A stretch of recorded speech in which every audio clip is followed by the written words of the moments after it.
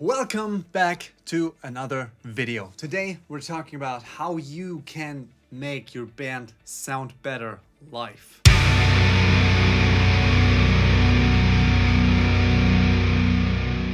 If this is your first time here, my name is Sascha. I'm a music producer and artist advisor from Cologne, Germany, and I'm talking about all types of how to not die as a band member, how to not sound like shit as a band member, and how to survive a concert. If you want to learn more about all of this stuff, please make sure to hit the subscribe button and the notification bell so you don't miss anything. So a lot of times we are all struggling with stage sound, especially when we are using a backline, which means you're using guitar cabinets and bass cabinets, and everyone is just basically buying whatever he wants. The thing is, you can buy a lot of great equipment, but as soon as you enter a band picture, it's not about you anymore. It's about sounding great as a whole. Not as a whole, but as a whole. Whoa. Oh. And the problem is, as soon as we enter a band, we don't want to buy new equipment. So a lot of people have experienced this. You're going to a concert, you're setting up your stuff, and you start sound checking. And you're going to be interrupted by a local sound guy because he wants you to change your amp settings. And the problem is, the thing is, you probably don't know better. And this starts in the rehearsal room. So a lot of times in the rehearsal room, everyone sets their band up as a circle. So you have the drum kit and the guitar cab and the other guitar cab and the bass cab and a speaker for the vocals.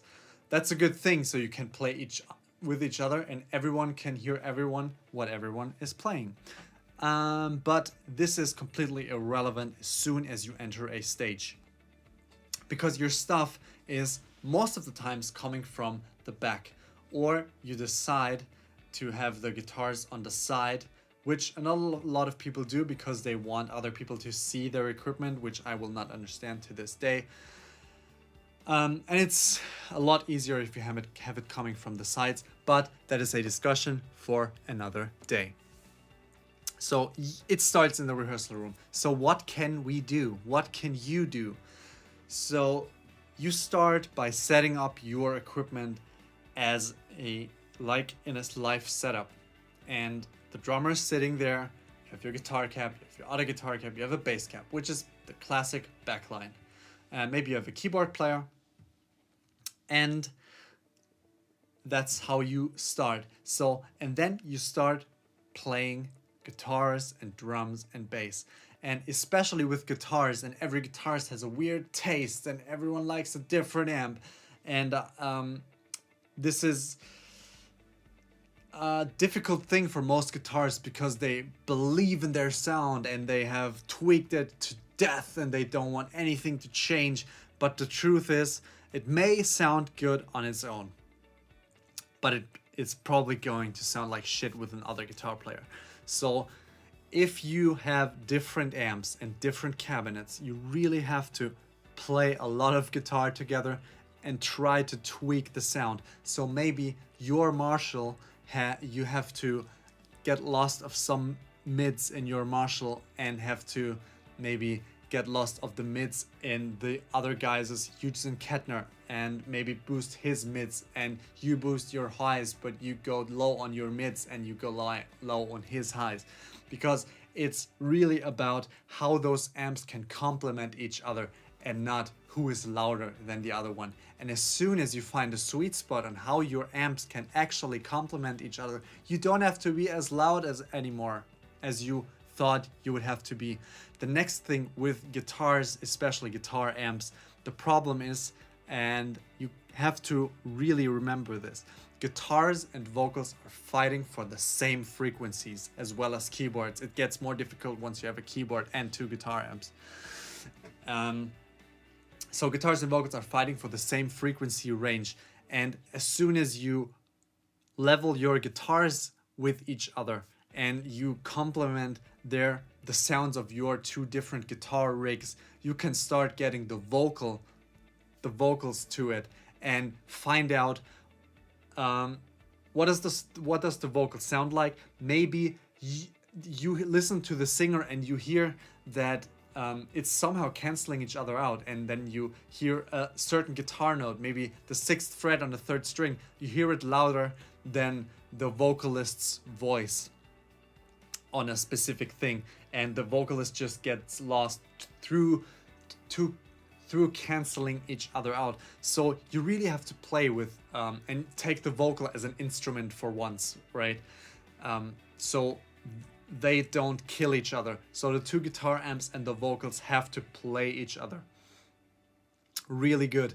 And especially if you're starting out, you're not going to play big venues where it just doesn't matter and everything's going through the PA anyways.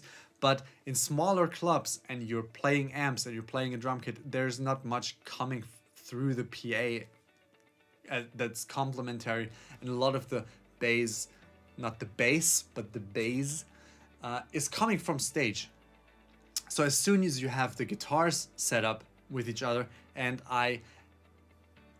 you have to set it up and then play against it. So the drummer is anyways going to sit there and has to play his drums, but you can turn against your backline and you can hear what you're playing. And now people are going to be, but you're gonna get feedback through the pickups. Don't worry about that. As soon as you hit a location, you may have wiring issues, you may have power cleanliness issues, you may have train tracks behind the venue. There's gonna be a shit ton of problems once you start playing more and more venues.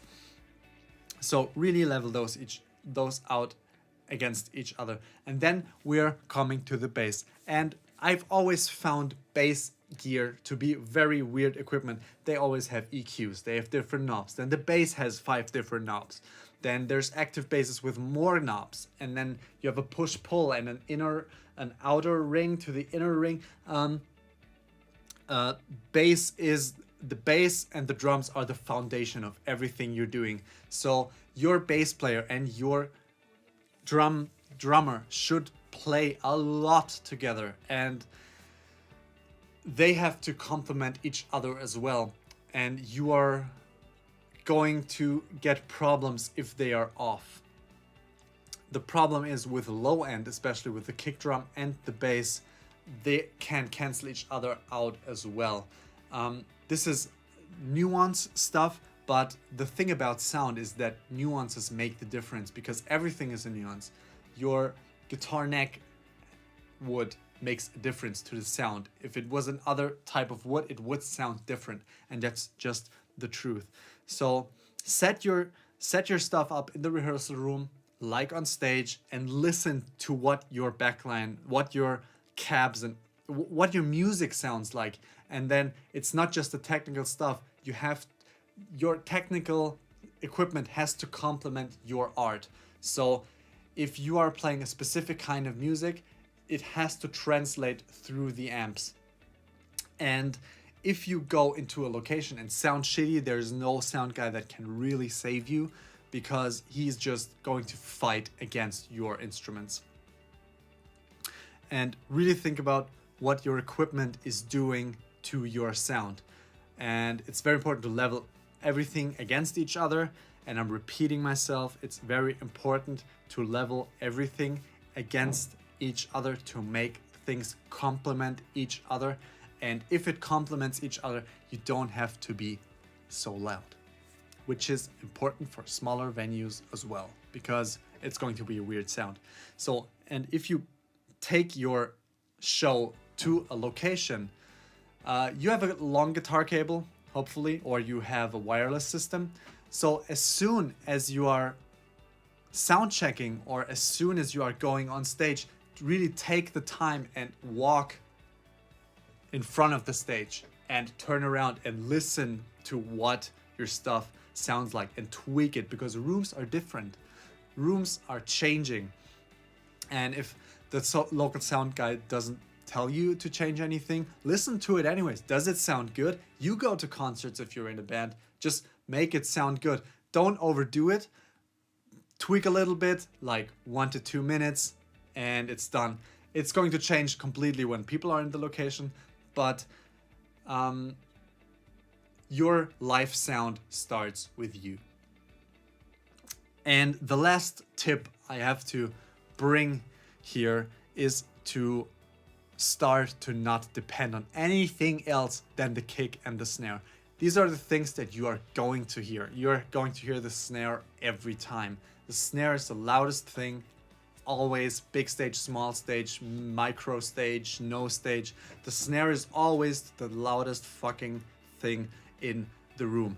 So get used to just hearing the snare and the kick and just the mud that comes from back there. And I don't know if you have realized it. If you put your cabinet on the ground and you're standing 5 meters in front of it, you're not going to hear a lot of it. And that's not going to change. And do not get louder. These are a lot of things, and there's probably 15 more you have to think about to make your band sound good live. I hope this has been helpful. Let me know in the comments. Have a great day.